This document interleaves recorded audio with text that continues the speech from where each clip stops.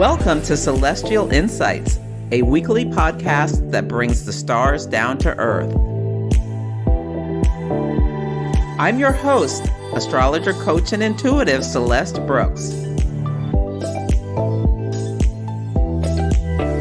My purpose is to provide practical, unique, and insightful guidance to help you navigate the energies of the week like a boss.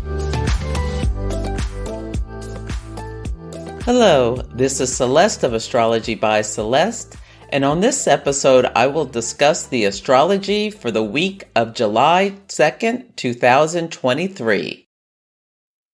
I am speaking for 3 organizations this month of July, so my talk for ISAR on the moon phase families will be on July 9th.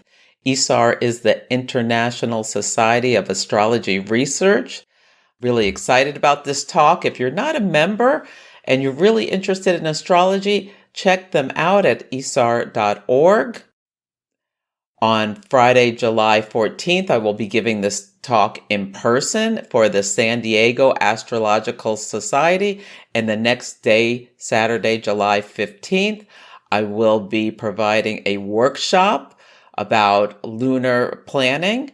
So this is going to be a wonderful opportunity for people to come in person and learn about how to use the moon cycles to achieve your goals, as well as stay present in what's going on with your life. I use the moon cycles to retire early from my corporate career and pursue my passion and purpose as an astrologer. And on July 22nd, I'm giving a talk for Synchronicity University about forecasting the future with eclipses. So you can check out the link in the show notes or go to my website, astrologybyceleste.com, to learn more about the workshop I'm giving in San Diego. And I hope to see you at one of these events. In last week's episode, I talked about how there were 2 big transits that I was watching to see how the stories melded together. And the transits were Mars in Leo, square Uranus in Taurus. Mars is the planet of war, Uranus the planet of rebellion, and Mercury in Gemini, square Neptune and Pisces. Mercury rules communication, and Neptune rules compassion and forgiveness, as well as illusions and delusions. The Wagner Group is a private Russian military company that's headed by a man named Prigozhin, who is called Putin's chef. And they are mercenaries known for extreme brutality. They're a very Uranian group. Uranus rules chaos and deviance. You can Google this group to see they've done a lot of horrific things around the world, especially in Africa for dictators there. They have been helping Putin with the war in Ukraine, and they're a lot more competent than Russian soldiers. Anyway, Prigozhin has become increasingly angry with the head of the Russian military for a lack of support, including ammunition, and he decided to lead a coup where he left Ukraine and started heading to Moscow for a confrontation, but a deal was struck before he reached Moscow for him to go to Belarus in exile and be forgiven for this revolt. Putin called him a traitor earlier in the day, but then this deal was made. Mars square Uranus is a textbook aspect for a coup d'etat, where rebels Uranus try to start a war Mars with their leaders. And Mercury square Neptune, an agreement for forgiveness for the actions that they were planning to take. So we'll see. Neptune rules deception as well as compassion, but we'll see whether it lasts or these people are punished. Prigozhin should really watch what he drinks and eats and stay away from windows. But that's an example of how astrology in action shows up. The theme of this week is Hot Girl Summer, and there are 3 big things I want you to think about. The first is that Venus will square Uranus 3 times during its transit through the sign of Leo. So today, July 2nd is the first one, August 9th is the second one, and September 23rd is the last one. And the reason it's happening 3 times is because of the Venus retrograde. Now, I had a workshop yesterday where we dive deep into all things about Venus, the retrograde, this transit, and you can purchase it from the show notes or go to the link astrologybyceleste.com. If you are interested, it's only $22. You'll also get to see hot take readings to see how these transits are showing up in people's lives. So the 3 aspects are happening between Venus and Leo and Uranus and Taurus between 21 and 23 of their respective signs. So especially people who have fixed placements between, let's say, 20 and 25 of Taurus, Leo, Scorpio, and Aquarius, you may see a story that has a 3-part act where there could be an event around July 2nd. Then it can come back up for review around August 9th. And then there's the conclusion around September 29th, or the psychological integration of what came before. Venus rules love, jewelry, beauty, harmony, pregnancy, fashion, art, seduction. It rules parties, weddings, alliances, gifts, vacations. It also rules the kidneys and, female reproductive systems. And it's transiting the sign of Leo, which rules children and entertainment, actors and royalty, recreation, self-expression. And Uranus breaks things. It can break things or be a breakthrough. Uranus liberates. It can bring big, unexpected surprises. It's exciting. It also rules technology, science, mass media, air transportation, chaos, rebellions, fanatics. It invents, it shocks, it causes instability. Uranus rules astrology, the internet, and out of the blue opportunities. And in the sign of Taurus, it's about food and enjoying sensual pleasures, money, banking, things like that. So we may be getting surprising news about money things, royalty, celebrities, women. This is not a time to be getting any kind of cosmetic surgery or, lip injections or any kind of thing like that. What can happen is you go get a change in beauty, a Venus topic, and it looks terrible. Now, a jewelry heist or a bank robbery could be something that comes up at this time. Or you go to a party and you have the best time of your life, or you get a surprise gift. Venus rules flowers. Maybe, think about buying some flowers for your sweetie or a friend or just someone who needs a lift me up, or buying the cup of coffee for the person behind you at the coffee shop. These are a few things that you can think about with this transit. So really stay present through this cycle to see what comes up to your attention. Now, Vladimir Putin's chart has a D rating, so we're not sure of his birth time. We call it dirty data.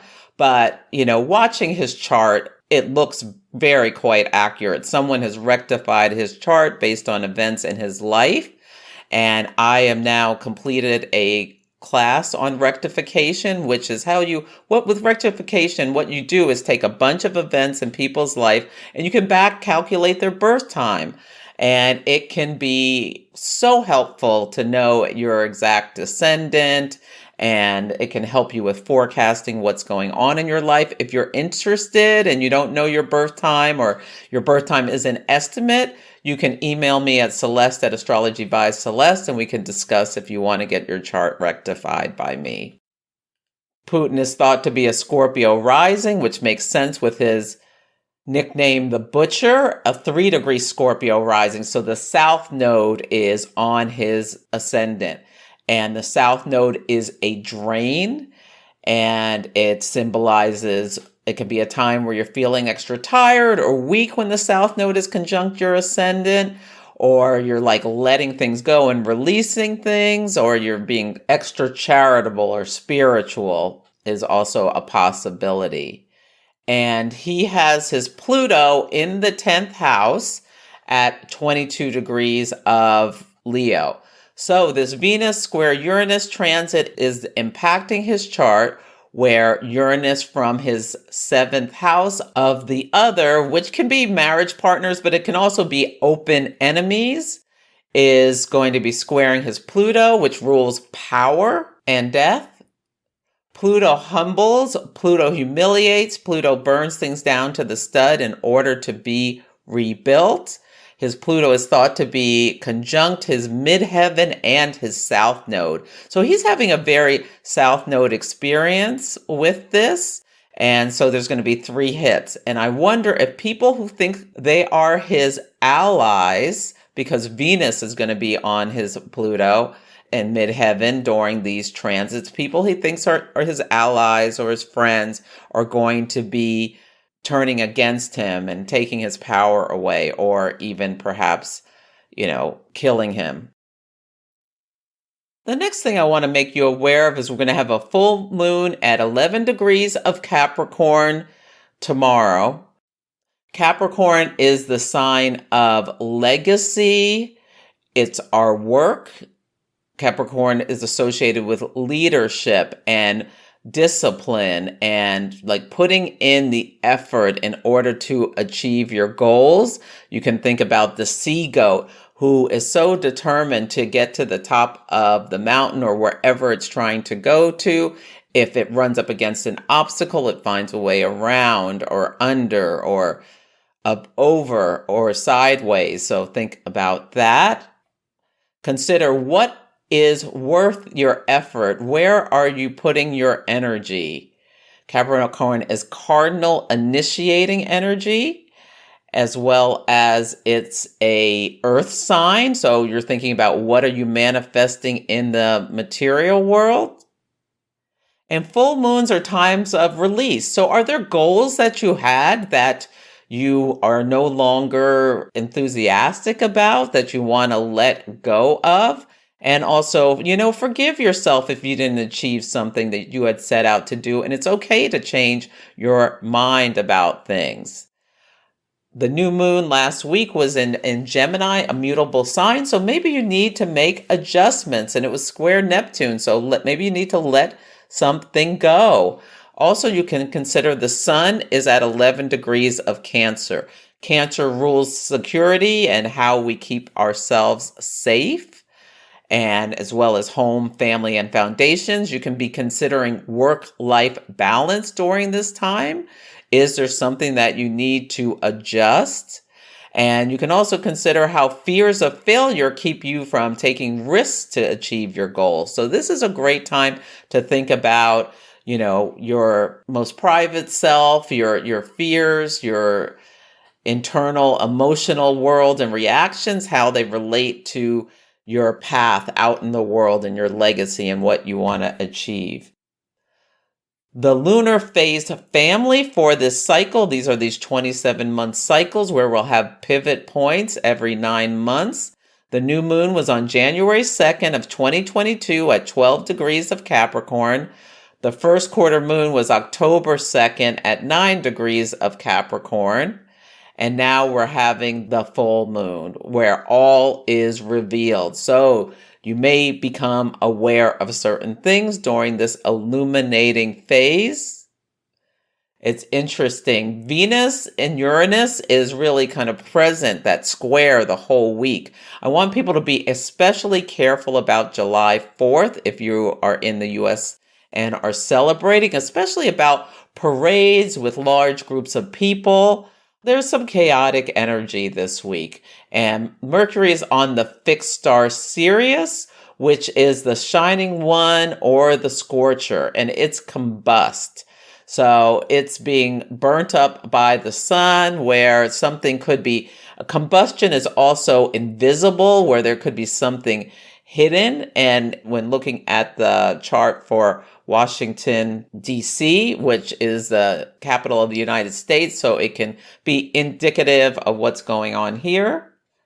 Mercury and the Sun are in the 12th house of hidden enemies. And so it's a Leo rising chart. So the Sun rules the people, and Chiron is at the midheaven, which is very public in the sign of Aries. So there may be some kind of spectacular event where, some kind of domestic terrorist event can be going on where someone's using some kind of transportation vehicle to try to hurt people, whether it's a boat or a car or something like that. Or maybe it's just about, difficulties at the airport where a lot of flights get canceled. There's something about a new software that's going in for planes, and older planes aren't going to be able to fly in any kind of bad weather. So maybe a lot of flights will be grounded. That could be what comes up at this time.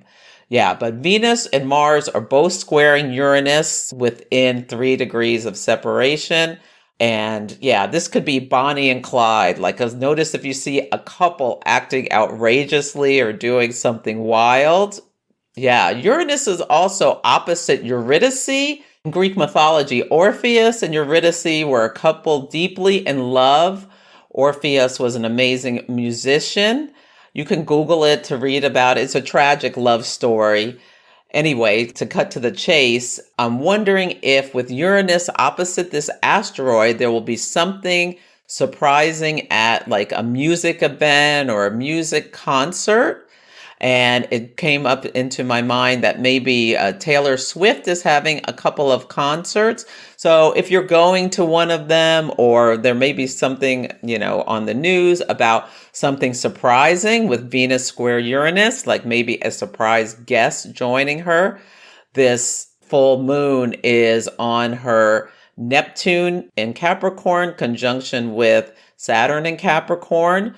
Neptune is associated with music as well. It also can be about illness. Like I wonder if she'll have, maybe a throat issue, Uranus and Taurus, and have to postpone a concert or something like that. So she's someone I'm keeping my eye on about this.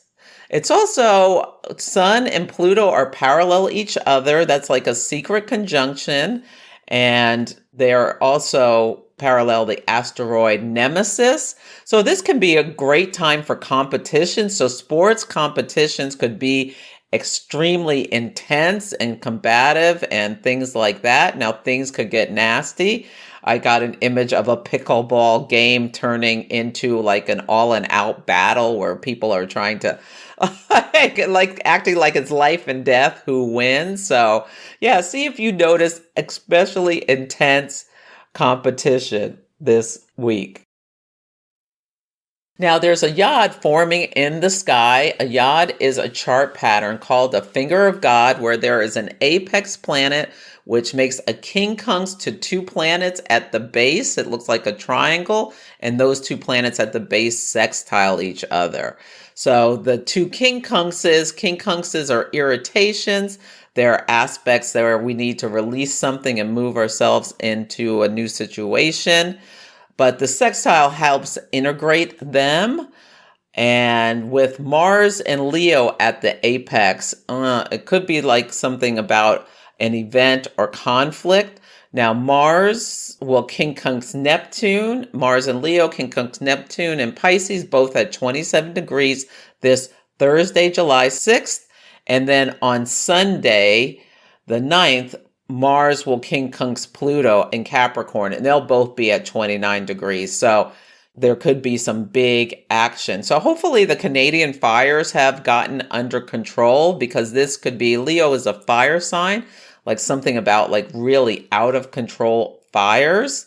If you have planets or points near the end of the signs, this could be something where you are feeling really determined to take action about something.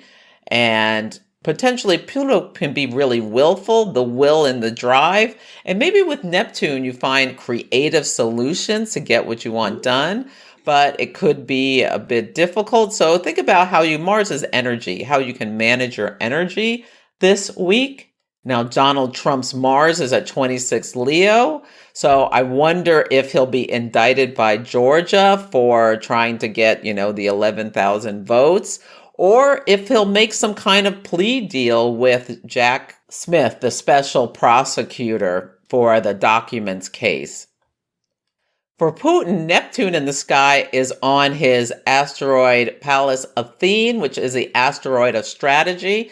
From day one, this atrocious war in Ukraine showed a complete lack of strategy, and Neptune's been hovering around there for a long time. He's got a lot of stuff going on in the chart that we have for him that speak to what a horrific personal mistake as well as, global tragedy this war is. And Mars in his 10th house of fighting, and he's fighting for survival and to hold on to power. But Mars, quincunx Pluto, and Capricorn at the 29th anaretic degree, which is karmic and is a degree of decay. It'll be interesting to see if he's removed from power. On Sunday, the word is electric. We start the week with the moon in Sagittarius. This is the day Venus squares Uranus, and it's also biquintile Neptune. So hopefully you'll just have a lot of fun and excitement on this day if that's what you're interested in. The moon will enter the sign of Capricorn at 10:19 a.m. Pacific time. And so you can think about your legacy and what work you need to get done in order to fulfill your goals. On Monday, the word of the day is legacy. This is the day of the full moon at 11 Capricorn at 4:38 a.m. Pacific time. Now, Mercury's parallel Chiron, Venus is parallel the nodes. So this could be a day you can think about forgiveness and healing. And, what really lights you up with Venus is pleasure, parallel the north and south node, where you're coming from and where you're going. On Tuesday, the word of the day is independence. Happy July 4th to my fellow Americans. The moon will enter the sign of Aquarius at 10:29 a.m. Pacific time. Aquarius is fixed air energy that encourages us to take a step back, detach from our emotions, and view things from a higher perspective. Now, because Pluto's at 29 Capricorn, the moon is carrying the energy of Pluto. So there can be some intensity, and keep that in mind as you are in dialogue with other people, or avoid power struggles if you can. This is the last time the moon in Aquarius will square the north node in Taurus and the south node in Scorpio before the moon's nodes change signs into north node in Aries, south node in Libra. So there can maybe feel over the next couple of days some urgency about doing something or feeling at a crossroads. Now, I want people to be very safe. Use your intuition. If you are in large crowds, Mercury is parallel Saturn, and this is why I think someone may use a transportation vehicle as some kind of weapon. But it can just be Mercury parallel Saturn, like feeling very focused on something or a little pessimistic about the future. So just keep that in mind. But use your intuition and be safe if you are out at any kind of event. On Wednesday, the word of the day is apologies because, Venus and Mars are in Leo, a sign that can show up and show out and be very dramatic, and square Uranus. Someone's going to impulsively grab that last drink or overdo it and things like that. Some people are going to be having to say sorry for how they behaved on July 4th. Don't let it be you. Mercury in Cancer is square Chiron. Use your words for healing rather than wounding. Chiron is in Aries. It's also sesqui square Saturn in Pisces. So there can be consequences for overindulgence. Saturn, consequences, overindulgence. Pisces, be mindful how you speak to your loved ones on this day. Hopefully you have a nice day. On Thursday, the word of the day is holy moly. The sun is conjunct the fixed star Sirius.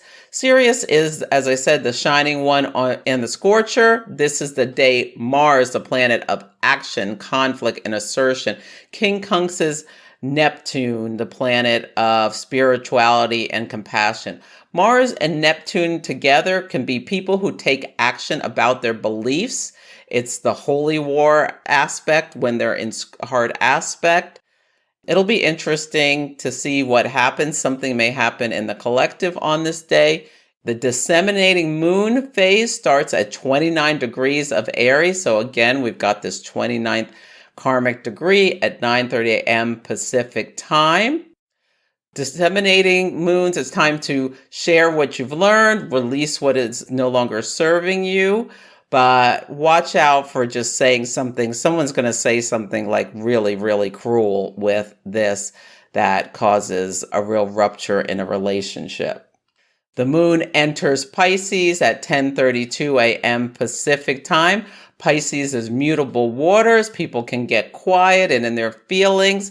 The tears may flow, especially if someone said something very nasty to someone else. But hopefully you won't witness that or experiencing that. It's also a time to, just get quiet. And I'd love with the Pisces moon over the next couple of days, like listening to beautiful music, pulling oracle or tarot cards for guidance or great things to do. On Friday, the word of the day is recovery. This could be a really nice day. The moon, there's not much going on in the sky. The moon makes sextiles to Uranus and Jupiter. Uranus, great ideas. Jupiter, abundance. This could be a very fun evening to go out and have a beautiful meal and listen to music and go dancing. Yeah, I love that. On Saturday, the word of the day is spontaneous. So the moon enters Aries at 12:19 p.m. So maybe you want to do something unexpected, take the road less traveled. Aries is cardinal fire energy, which is initiating energy. It's great to move your body and exercise with the moon in Aries. Now, remember, Mars is approaching that quincunx to Pluto, so avoid power struggles unless you absolutely have to get involved with them. You can push yourself further if you're running or exercising or going to the gym with that Mars, quincunx, Pluto. You can really push your energy to lift heavier or something like that is a great way to use this energy. So that's it for this week's episode. Feel free to email me at celeste@astrologybyceleste.com with any astrology in action stories, or let me know how the daily themes of the week are playing out for you. Take care, and I'll catch you next week. Thank you for listening to Celestial Insights. To learn more about my work, please visit my website, astrologybyceleste.com, where I offer personal readings, horary consultations, cosmic coaching, group events, and classes to help guide people to higher levels of fulfillment. You can also find me on Instagram, YouTube, TikTok, and Facebook at Astrology by Celeste. If you enjoyed Celestial Insights, please help others find the show. Follow, rate it 5 stars, or write a nice review. I would so appreciate it. I'm astrologer, coach, and intuitive Celeste Brooks, and I'll be back next week.